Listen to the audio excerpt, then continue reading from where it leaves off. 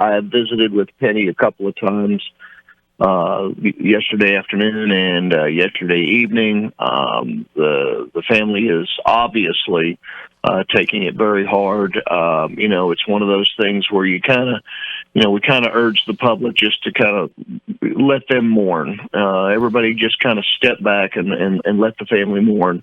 And they are a good family, and they're hurting very badly right now. Obviously, and people of faith, and our hearts just break for them. I know that many in the family continue, despite what your gut may tell you, to hope for a miracle and believe that was going to happen, and we just hate that it did not turn out that way. But well, the human nature is that you always want to have faith in in life, and we see these cases with these missing children or kidnapped children, especially the one this past week where the child actually escaped a very sick man, and you always want to have that faith, but in this case, we pretty much knew what had happened from the beginning. And you had said that to me and others many times over these many months when you and I spoke several times, many times. What were the things about this case that told you as a private investigator it's probably not a case of a runaway and it's probably not a case of a kidnapping? Well, I think there were two things. I think the physical evidence was the first concern we had from inside the car. I really don't want to, I know we've talked about it publicly before, but we've reached a new level in this case now, so It's important for us to kind of take a step back and look at what we had. Everyone knew of the shell casing in the car that had already been pre-broadcast before we even got in the case. And then the second part was the blood in the car, and that was always a concern to us. The third and probably most important thing was that where the automobile was found. There was a suggestion that possibly he could have just parked the car there, got out, went to the bathroom, as there was a place where we went to the bathroom and just walked away out into the flats out there. We didn't. That was to us as an investigative team that's probably done over 1,000 of these. We just. We just knew from the beginning that just was not it. That's why we did what we call rule out. We brought in Trace Sargent and her dog Chance, and we did what we call a rule out. We didn't release what we were actually trying to do is rule things out. And then, of course, the fourth thing was when we actually finally did the search out on Lake Marvin Road, we began to find items. The backpack was found before we did the search. And then other items were found out there that we're still not willing to discuss that we found out there. And of course, the cell phone. And that was a very big piece of evidence out there. And once you put all that together, that it's not a walk away or run away or whatever you want to call it. It just wasn't. So we knew what we were dealing with. That led us to the final phase 5, where we were actually doing the from Lake Marvin, first mile on Lake Marvin all the way to the 17th mile on Lake Marvin. And so I think that's important for the public to remember. Chris, there's something that has disturbed we, the investigators, last night. We know everybody's emotional. We get that, and everybody hurts for Penny, hurts for the community, hurts for our churches up there, that we've lost a young man, a guy that was at the prime, or beginning the prime of his life at 17, 18 years old. We have some people that are trying to be junior detectives, and they're trying to be, make suggestions. They're going to go beat somebody, or they're going to go get somebody, and it took off last night on social media.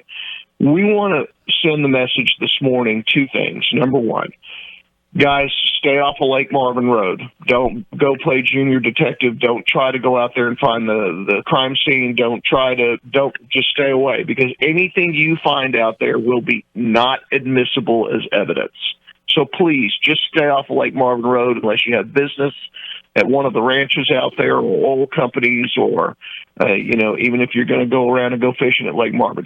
Just for right now, everybody, until all the final work is done, let's just stay off of that Lake Marvin Road unless you have business out there. Mm-hmm. The second thing, and the most important thing is let's not take this thing to a level that it shouldn't be taken to. Let the professionals at the Office of the Attorney General, who I got to tell you are just spectacular people, number one, and the Texas Rangers, who are spectacular people, number two, and let's let them do their jobs, okay?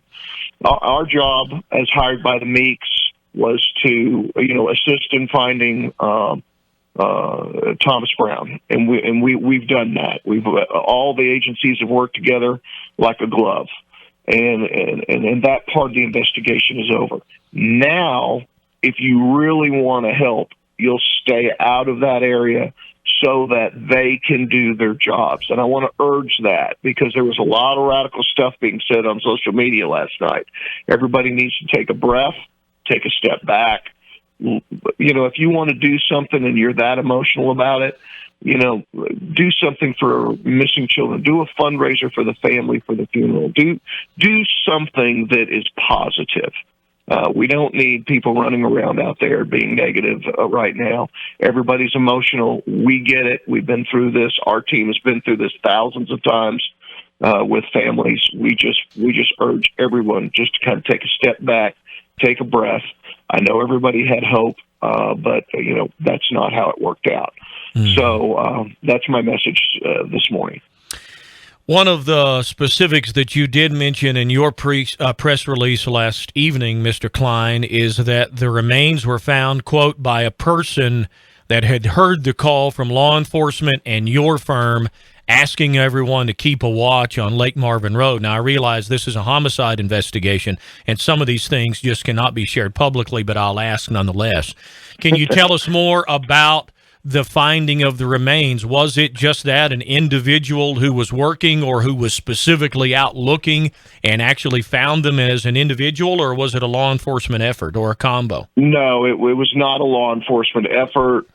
It was an individual that was simply out in an area on Lake Marvin Road that came upon what he didn't know what it was, and asked somebody to come out and identify what it was, and that's what it was.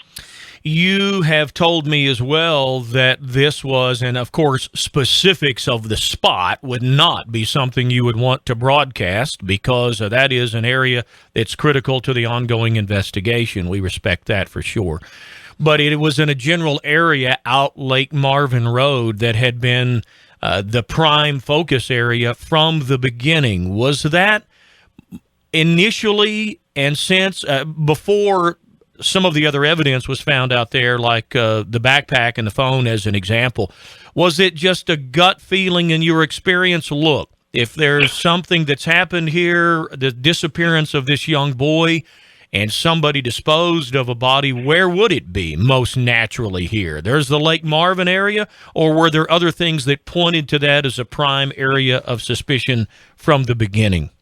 Well, without getting into the information that we have, I can tell you there were some intelligence that was developed from our team, given over to OAG and the Texas Rangers. The intelligence we have been asked to seal. We have sealed that evidence, and the OAG has visited with us, and we're putting our complete case file together for them. So in a basic term, yes, it was based upon intelligence and simply based on great detective work by my team, which was, there's a thing we call in the business called the rules of right. That came into play tremendously through Trace Sargent and her end of the team, the search team. There was evidence developed by some of the people that live out there on Lake Marvin Road. There was probably, I'd say, a community process the people that live out there, which was we had told everyone that lived up on Lake Marvin Road, all the way down to Lake Marvin, and the folks that run it out there. And there's a very large ranch behind that. That look, we know you guys get out and fix fence. We know you guys get out and plow your lands. We know you guys get out and do fire prevention. We know you guys do all this. While you're doing this, please keep your eyes open. And it worked. And I tell you that, about 50% of the fines we have is done by laymen out there, and just listening to what investigators say and listening to what we need. We can't be everything to everybody, and we can't be everywhere. Thus, we need the public's help and support. And I think law enforcement would back me up on that, that we need the public's help. And so, that's why, again, we're asking the public's help, but this time a little bit different. Stay out of the area. I know that you don't speak for the Attorney General's office, obviously, and they are leading this investigation now and have been for several weeks and a few months. Based on your many years of experience, though, what's your take on where this investigation goes from here? Well, let me preface what I'm going to say by saying that this OAG team is maybe one of the best I have worked with in a very, very long time, as well as the Texas Rangers from down in Childress and up in Amarillo, and everybody that's been involved on the state side. They just, man, I can't say enough about these guys. This case got solved because everybody worked together, and they held their hand out and said, "Look, what do you got?" And we showed them what we got, and they looked at us and said, "Great." Where do I think it's going? I think right now, everybody's going to regroup. Everybody's going to look at the evidence again. Everybody's going to look at the patterning again. Everybody's going to look at the timeline again. And I think that they're going to regroup, and I think it's going to turn into a homicide case. One of the OAG investigators that is on the case is a former homicide investigator out of Austin, Texas. He's maybe one of the best guys I've had an opportunity to visit with, and it's very straightforward and has great ideals on his job. And I think that he'll probably take a look at the timeline. I haven't spoken with him in the last 2 days, but I think that they're going back looking at the timeline, thus that we're putting all of our information together. As far as our firm is concerned, I don't know where we go from here. I haven't talked to Penny and the family about it. I'm not going to talk to Penny and the family about it until we have time to grieve with the family and do what families do is put their people to rest, and then we'll take a look at it there and see if the family wants us still involved or not. My guess is the OAG will take over at this point completely and totally in the case. But I think that the step back is where we are right now. Let's relook at the evidence. Is this a solvable case? I know that's the big question I'm asked a lot. Absolutely, I think it's a solvable case. I don't speak for the OAG, but as far as we're concerned and what we know and what we've seen, this is a very, very solvable case. In closing, Mr. Klein, based on your experience and what you know about evidence gathering, the forensic capabilities today, the amazing advancements in that area of investigations, are we too hopeful to think that even the remains themselves, out in these conditions for 2 solid years, could still hold vital clues themselves to not only cause of death, but who may have been involved here, or is that wishful thinking?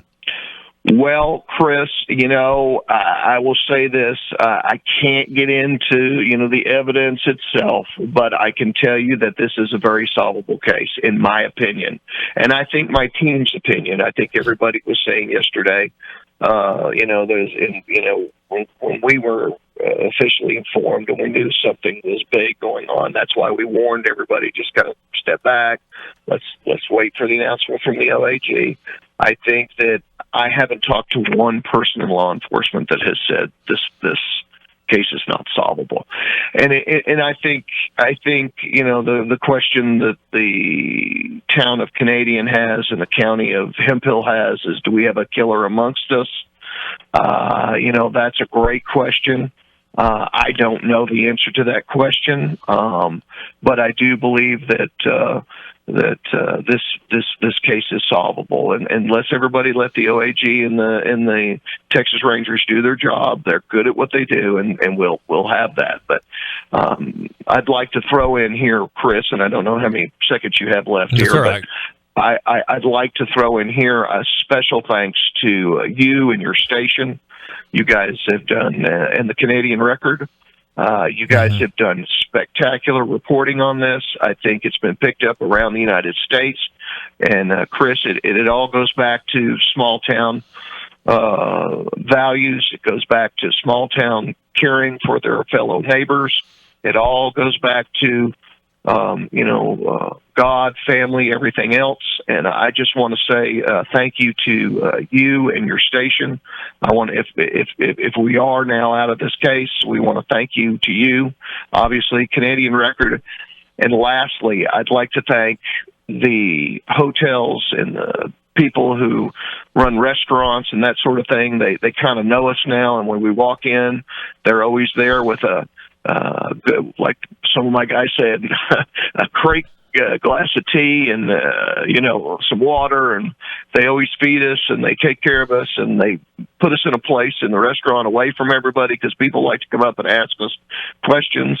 I can't say enough. I really cannot say enough about the town of Canadian and the county of Hemphill, and of course your station, and folks. Everybody just breathe right now. Just breathe and grieve. That's what you need to do right now, is breathe and grieve, and then and let the police do their jobs.